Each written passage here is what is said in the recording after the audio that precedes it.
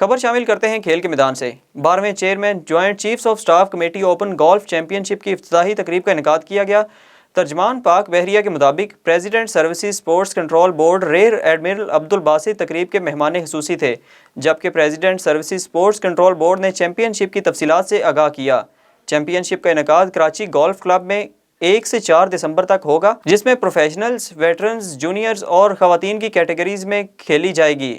Golf champion شپ میں ملک بھر سے تقریباً 400 کھلاڑی حصہ لے رہے ہیں، جبکہ ایونٹ کی انعامی رقم 1 کروڑ روپے رکھی گئی ہے۔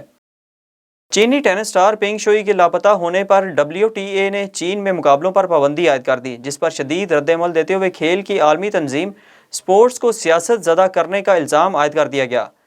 چین کے سابق نائب وزیر اعظم پر جنسی زیادتی کا الزام لگانے والی چینی ٹینس سٹار پینگ شوئی گزشتہ 1 ماہ سے لاپتہ ہے، جس پر انتہائی تشویش کا اظہار کرتے ہوئے امریکہ سمیت ویمن ٹینس کی عالمی تنظیم WTA نے پینگ شوئی کی حفاظت کو یقینی بنانے کے مطالبے کے ساتھ ہی چین میں تمام ٹورنامنٹس معطل کر دیے ہیں۔ چین اور ہانگ کانگ نے شدید رد عمل دیتے ہوئے کہا کہ پینگ شوئی کے معاملے پر WTA اور سپورٹس کی سیاست زدہ کیا جا رہا ہے۔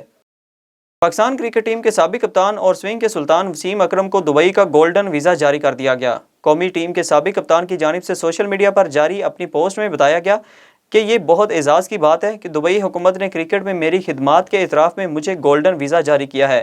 یاد رہے کہ قومی ٹیم کے آل راؤنڈر شعیب ملک اور ان کی اہلیہ بھارتی ٹینس سٹار ثانیہ مرزا کو بھی دبئی کی حکومت نے گولڈن ویزے جاری کر رکھے ہیں۔